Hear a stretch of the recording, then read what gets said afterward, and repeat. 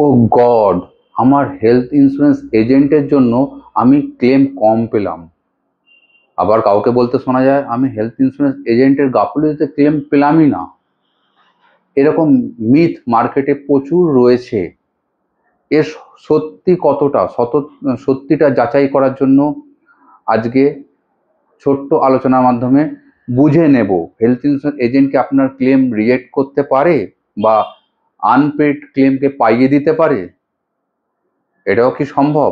আর যারা অনলাইন থেকে health insurance কিনছে, যাদের এজেন্ট নেই, তারাই বা কি করবে? তারা কি তাহলে কোনো ক্লেমই ঠিকঠাকভাবে পাবে না? আসুন সহজে সংক্ষেপে বুঝে নিই, তবেই আপনার হেলথ ইন্স্যুরেন্স থেকে আপনি ক্লেম কিভাবে কেমনভাবে পাবেন একটা সম্পূর্ণ পরিষ্কার ধারণা থাকবে। আমি নাকিব, আপনাদের হেলথ ইন্স্যুরেন্স অ্যাডভাইজার। প্রথমেই বলি, যখনই কোনো ক্লেম হচ্ছে, পলিসি ফিচার অনুযায়ী কিন্তু আপনি ক্লেম পাচ্ছেন। এখানে কিন্তু হেলথ ইন্স্যুরেন্স এজেন্ট আপনাকে সেই পলিসি ফিচারে বেশি বা কম ক্লেম দিতে পারে না।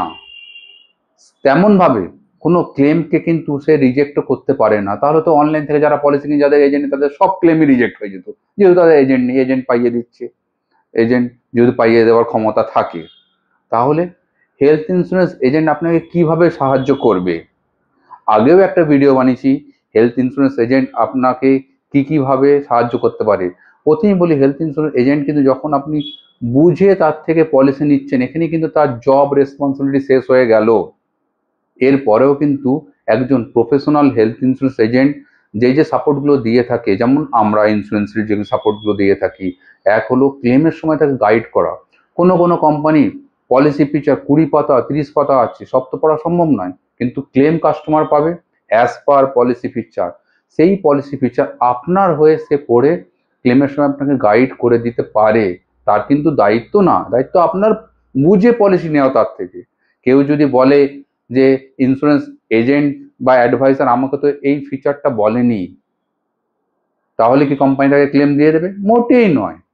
কোম্পানি বলবে আপনি এখানে বুঝে নেননি। কেউ যদি বলে আমাকে তো এটা মিথ্যে বলেছে অ্যাডভাইজার, কোম্পানি একই কথা বলবে। আপনি আপনার দায়িত্ব বুঝে নেওয়া।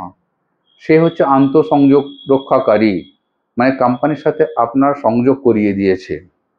সেরকমভাবে যখন পলিসি ফিচার দিয়ে গাইড করতে হবে, কেমন পলিসি ফিচার দিয়ে গাইড করবে, যেমন ধরুন রিসেন্টলি আমাদের এক ক্লায়েন্টের নি রিপ্লেসমেন্ট হলো, তার অ্যাট প্রেজেন্ট 5 লাখের পলিসি আছে, কিন্তু নি রিপ্লেসমেন্টের ক্ষেত্রে 3 বছর আগের সাম ইন্স্যুর ধরা হয় বেশিরভাগ পলিসিতেই।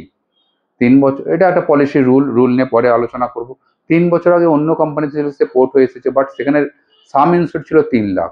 তাহলে তার 3 লাখের বেসিসে নি রিপ্লেসমেন্টের প্যাকেজ পাবে, এটা আমরা তাকে গাইড করে দিলাম। এইভাবেই চোখের ছানি অপারেশনে কত প্যাকেজ হতে পারে বিভিন্ন, এগুলো আমরা আগে থেকে তাদেরকে বলে দিচ্ছি, গাইড করে দিচ্ছি। এছাড়া আর কি হয়, এই প্যাকেজের বাইরে হসপিটাল এক্সট্রা বিল করে অনেক সময়। আমরা স্ক্রিনে অ্যাজ এ এক্সাম্পল দেখাচ্ছি, যেখানে দেখুন রিসেন্টলি একটা কাস্টমারের যার নি রিপ্লেসমেন্ট হয়েছে, তার প্যাকেজ যা ছিল তার বাইরেও 3,200 টাকা বিল করে দিয়েছে, এবং ডিসচার্জের সময় বিলটা বড় একটা হসপিটাল, যেখান থেকে চিট হওয়া সম্ভব নয়, তারা কিন্তু চাইছে বিল অ্যামাউন্টটা।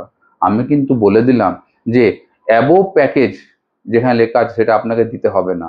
এইভাবে পলিসি ফিচার নিয়ে গাইড করে দিতে পারে একজন অ্যাডভাইসার। আবার কিভাবে গাইড করতে পারে, এছাড়া আমরা অনেক সময় ক্লেম ফাইল ক্যাশলেস হয়ে গেলে প্রি হসপিটালাইজেশন, পোস্ট হসপিটালাইজেশন, এবং ক্যাশলেস না হলে 3টি, প্রি হসপিটালাইজেশন এবং পোস্ট হসপিটাল, সব এক্সপেন্স আমরা জমা দিই কোম্পানিতে। তার মানে এই নয় যে আমরা সবগুলো পড়ে দেখে বুঝে জমা করছি। এটা আপনার দায়িত্ব ছিল যে আপনি গিয়ে অফিসে জমা করবেন। আপনার হয়ে সে একজন এজেন্ট সেটা করে দিচ্ছে, এজেন্ট বন্ধু করে দিচ্ছে, তার মানে কিন্তু এটা তার দায়িত্ব নয়। সে এটাকে তার জব হিসেবে নিচ্ছে, বিকজ আপনার থেকে ফিউচারে অনেক রেফারেন্স পেতে পারে, আপনি তার কাছে পলিসি কন্টিনিউ করতে পারেন। এইভাবেই কিন্তু এই ভাবনা থেকে সে কিন্তু সাপোর্ট করে চলেছে, এবং এই ভাবনা থেকে আমরা সবাই পলিসি ফিচার করি। পলিসি ফিচারটাই মুখ্য। অনেক সময় এরপরে আসি, অনেক ক্ষেত্রে শোনা যায় আমি কিন্তু ক্লেম অ্যামাউন্ট কম পেলাম এজেন্টের গাফিলতিতে। ভাই, এজেন্ট কি করবে? আপনার পলিসিতে যা লেখা আছে সেই অনুযায়ী ক্লেম পাবেন। পলিসির ক্যাপিং থাকলে আপনাকে বুঝে নিতে হবে পলিসি করার সময়। অনেক সময় বেড রেন্টের ক্যাপিং থাকে, হয়তো কেউ 3 লাখের পলিসি করেছে, তার বেড রেন্ট 3,000 টাকা পার ডে হওয়া উচিত, সে গিয়ে মহাশয় এসি কেবিনে ভর্তি হয়েছে 3 লাখের পলিসি, আমি নর্মালি ভর্তি হলে 60,000 হয়ে যায় জেনারেল বেডে, এসি কেবিনে ভর্তি হলে 1.5 লাখ টাকায় হয়। কিন্তু সে জানেই না প্রপোর্শনাল ডিডাকশনটা কি, যে কেবিনে ভর্তি হওয়ার জন্য যত পার্সেন্ট এক্সট্রা বেড রেন্টে রইলো তত পার্সেন্ট টোটাল ক্লেম থেকে কাটা যাবে। এটা এই বোধটা দরকার, এটা কিন্তু এজেন্ট বন্ধু যারা প্রফেশনাল তারা বুঝিয়ে দিল, কিন্তু এজেন্টের হাত নেই ক্লেম কম দেওয়ার, এক্ষেত্রে বোঝার তারতম্য হতে পারে। এছাড়া পি পোস্ট যখন জমা দিচ্ছে বললাম, তখন যদি আপনি ভুল পেপার জমা দিয়ে থাকেন প্রেসক্রিপশন, যে ক্ষেত্রে পরবর্তী ক্লেমের ক্ষেত্রে ক্ষতিকারক হতে পারে, বা সেই ক্লেমও রিজেক্ট হতে পারে, কোনো প্রি এক্সিস্টিং সাপ্রেস হয়ে পলিসি করেছিলেন সেই প্রেসক্রিপশন দেখা যাচ্ছে, তখন আপনাকেই সচেতন হতে হবে। সেখানে এজেন্ট বন্ধু কিন্তু আপনার ক্লেমটা নষ্ট করার, ক্লেমটা না পাওয়ার জন্য দায়ী হবে না, এটা আপনাকেই দেখতে হবে। তাহলে ওভারঅল বোঝা যাচ্ছে এজেন্ট হলো আপনার সাপোর্টে কোম্পানির হয়ে কোম্পানির সাথে কথা বলছে, আপনাকে ইজি করছে ব্যাপারটাকে। তাহলে অনলাইন যারা পলিসি করছে তাদের ক্ষেত্রে হলো তাদের নিজেকেই পুরো পলিসিটা পড়তে হবে, পলিসি ফিচার অনুযায়ী তারা ক্লেম পাবে। সেক্ষেত্রে তাদের টোল ফ্রি নাম্বার ছাড়া কোনো পার্সোনাল গাইড থাকে না, তারাও তো ক্লেম পাচ্ছে। সেই বোঝার ভুল হলে তাদেরও ক্লেম রিজেক্ট হয়। কোনো প্রি এক্সিস্টিং সাপ্রেস করে পলিসি করলে এজেন্টের কাছে যেমন ক্লেম রিজেক্ট হয়, অনলাইন করলেও পলিসি রিজেক্ট হয়।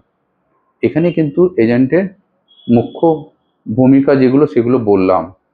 তাহলে আশা করি বোঝাতে পারলাম এজেন্ট আপনার ক্লেম রিজেক্ট করতে পারে কিনা আর ক্লেম পাইয়ে দিতে পারে কিনা। Thank you.